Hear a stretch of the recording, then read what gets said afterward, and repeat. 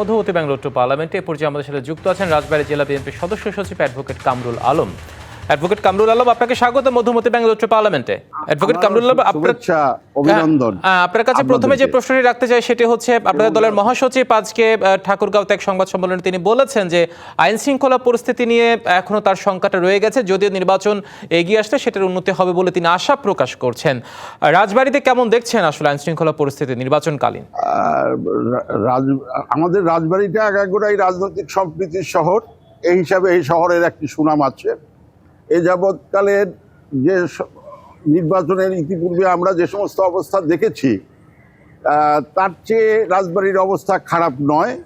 এখানে আইন শৃঙ্খলা রক্ষাকারী বাহিনী তারা তাদের মতো দায়িত্ব পালন করছেন, প্রশাসনিকভাবে যে দায়িত্ব, এবং এখানে আমাদের মধ্যে রাজনৈতিক সম্প্রীতি যেটা থাকার কথা সেটা আছে, এবং আমরা সকলেই চেষ্টা করছি যাতে এই নির্বাচনটা সুন্দর হয়। নিশ্চয়ই, আমরা হচ্ছে আসলে আমাদের প্রত্যাশা একটি সুন্দর নির্বাচন আমরা দেখব। আর সবচেয়ে বড় কথা হচ্ছে লেভেল প্লেইং ফিল্ড একটি বড় ইস্যু নির্বাচনের জন্য, যেটা জামায়াতের পক্ষ থেকে একটা অভিযোগ সবসময় আছে, যে আমরা গত কয়েকদিনে দেখাচ্ছি, যাদের দলটির আমিরও বলেছে যে লেভেল প্লেইং ফিল্ড ইস্যুতে তারা এখনো শঙ্কামুক্ত নন। আপনারা কি মনে হচ্ছে, আপনাদের কি লেভেল প্লেইং ফিল্ড মনে হচ্ছে সেখানে নিশ্চিত হয়েছে রাজবাড়ীতে? না, আমার আমাদের রাজবাড়ীতে আমি বিশ্বাস করি যে জামাতের যিনি ক্যান্ডিডেট হয়েছেন উনি স্পোর্টসম্যান স্পিডে রাজবাড়ীতে নির্বাচন করতে পারছেন, বা যে তার সমস্ত কর্মকাণ্ড তারা পরিচালনা করতে পারছেন বলে আমার বিশ্বাস। এবং আমি এটাও বিশ্বাস করি যে ওনারা এরকম কোনো অভিযোগ বোধহয় করতে পারেন নাই। আপনাদের কি অবস্থা, আমরা আপনাদের প্রসঙ্গটা জানতে চাইছি। কথা নেই, প্রত্যেকের অধিকারের জায়গা থেকে আমাদের দিক থেকেও আমরা কোনো প্রতিকূলতা ফেস করছি না, এ পর্যন্ত আমরা কোনো প্রতিকূলতা ফেস করছি না। দারুণ, আমরা চাই আপনি যেটা বলছেন যে আমাদের প্রার্থী যিনি স্পোর্টসম্যান মুড নিয়ে তিনি নির্বাচনী প্রচারণায় আছেন, তিনি কথা প্রার্থীদের কাছে দাঁড়ে দাঁড়িয়ে ছুটে যাচ্ছেন, তারা তো একসময় আপনাদের জোট সঙ্গে ছিল, এখন তো রাজনীতির মাঠে প্রধান প্রতিদ্বন্দ্বী। কি মনে হচ্ছে আসলে কতটা চ্যালেঞ্জিং হবে? না, প্রতিদ্বন্দ্বীকে সবসময় আমরা রেসপেক্ট করি। আমাদের বাংলাদেশ জাতীয়তাবাদী দল তার প্রতিদ্বন্দ্বীকে সবসময় বন্ধু হিসাবেই নেয়, ব্যক্তিতে কোনো বিভেদ নেই। তার আদর্শের যে বিষয়টা তার সে প্রচার করবে, এবং আমরা এর ভিতর দিয়ে প্রত্যেকের যেমন যোগ্যতা যেমন বিচার হবে, একই সাথে আদর্শিকভাবে এদেশের মানুষ কি চায় সেটা নির্বাচনের ভিতর দিয়ে প্রতিফলিত হবে বলে আমরা মনে করি। এবং এটা যাতে হয় তার জন্য আমাদের সবারই প্রচেষ্টা থাকতে হবে, এবং আমরা আমাদের প্রচেষ্টা অব্যাহত রাখবো। নিশ্চয়ই। আরেকটা বিষয় আমরা একটু জানতে চাই, সেটা হচ্ছে যে বিএনপি একটি বড় দল, এবং আমরা দেখেছি বড় দল অনেক ধরনের মত দ্বিমত থাকে, থাকাটাই স্বাভাবিক। বিভিন্ন জায়গায় বেশ কিছু স্বতন্ত্র প্রার্থীও দাঁড়িয়েছে, যেটা আসলে অনেক জায়গায় অনেক প্রার্থীকে ভাবাচ্ছে।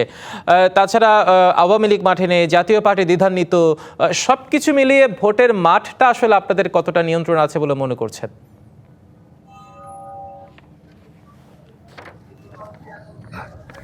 ভোটের মাঠ মনে করেন যে আমরা যে নীতিতে আমাদের নেতা কর্মীরা বিশ্বাস করি সেটা হলো ব্যক্তির চেয়ে দল বড়, দলের চেয়ে দেশ বড়।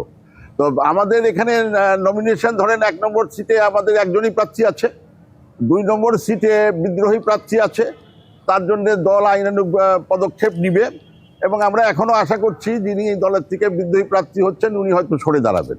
নিশ্চয়ই, যেটি বলেন যে দলের চেয়ে দেশ বড়, সেটি যদি হয় তাহলে বিদ্রোহী প্রার্থী বা কেন? অন্যথায় দলীয় শৃঙ্খলা ভঙ্গের অপরাধ হবে। এটা তো ব্যক্তিতে ডিফার করে, তো এখনো প্রত্যাহারের সময় চলে যায় নাই। আবেগের জায়গা থেকে হয়তো কেউ দাঁড়ান, কেউ কৌশলে কাউকে দাঁড়া করান।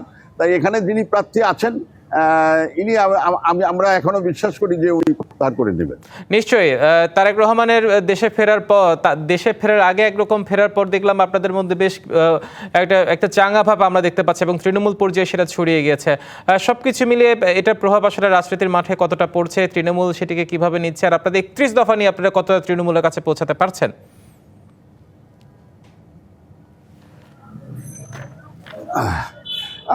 আমাদের 31 দফার কর্মকাণ্ড তো অনেক আগের থেকে শুরু হয়েছে, সেটা তৃণমূল পর্যায়ে ইতিমধ্যে পৌঁছে গেছে। আর আমাদের নেতা আমাদের মধ্যে ফিরে আসায় আর নেতা কর্মীরা শুধু, আমি মনে করি যে 15 বছর যে আমরা নির্যাতিত হয়েছিলাম, এর ভিতর দিয়ে আমাদের একটা উপকার হয়েছে, যে আমরা যে পলায়ে থাকতে হয়েছে কারো না কারো বাড়িতে, এর ভিতর দিয়ে এই জেলাবাসীর সাথে আমরা বাংলাদেশ জাতীয়তাবাদী দলের নেতা কর্মী, ছাত্র দল বলেন, যুব দল বলেন, স্বেচ্ছাসেবক দল বলেন, অনেক মামলা ছিল আমাদের বিরুদ্ধে। এর ভিতর দিয়ে পালায় থাকতে থাকতে এই জেলাবাসীর সাথে আমাদের একটা অবিচ্ছেদ্য আত্মিক সম্পর্ক হয়ে গেছে। সেই সম্পর্কের কারণে এখানে আমরা বিশ্বাস করি যে নির্বাচনে তারপরে আমাদের নেতা আমাদের মধ্যে ফিরে এসেছে। আমাদের মধ্যে যেরকম চাঙ্গা ভাব এসেছে, একই সাথে আমরা যাদেরকে এই জাতীয়তাবাদী দলের কর্মসূচিতে তাদেরকে আমরা সম্পৃক্ত করতে পেরেছি, তার প্রমাণ নির্বাচনের ভোটের ভিতর দিয়ে পাওয়া যাবে। নিশ্চয়ই ভোটের মাঠে কিন্তু একটা বড় ফ্যাক্টর হচ্ছে, দেখুন আমি যেটা বলেছি যে আওয়ামী লীগ নেই, জাতীয় পার্টি দ্বিধান্বিত, কিন্তু তাদের ভোটাররা তো আছে। তাদের সেই ভোটারগুলোর ব্যাপারে জামায়াত বিএনপির অনেক প্রার্থীদেরকে আমরা নানা রকম তাদের উদ্দেশ্যে নানা রকম মন্তব্য করতে শুনেছি। আপনাদের রাজবাড়িতে সেই পরিকল্পনাটা কি? সেই ভোটারগুলো তো আছে নিশ্চয়ই। আমরা আমাদের বিশ্বাস যে আমাদের নেতা দেশে ফিরে আসার পর এখন মানুষ ভালোকে ভালো বলা শিখবে, খারাপকে খারাপ বলা শিখবে। এর ভিতর দিয়ে আওয়ামী লীগ যারা করেন তাদেরও একটা আদর্শ আছে, তাদের মধ্যে ভালো মন্দ আছে।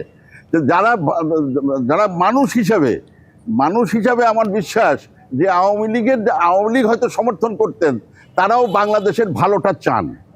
তারা তো আমাদের দেশেই আছেন এবং তারা ভালোটা যারা চাইবেন তারাও এই নির্বাচনে অংশগ্রহণ করবে বলে আমি বিশ্বাস করি। নিশ্চয়ই, আপনাকে অসংখ্য ধন্যবাদ আমাদের সাথে মধুমতি ব্যাংক রোড টু পার্লামেন্টে এসে আপনার পর্যবেক্ষণ স্পষ্ট করার জন্য।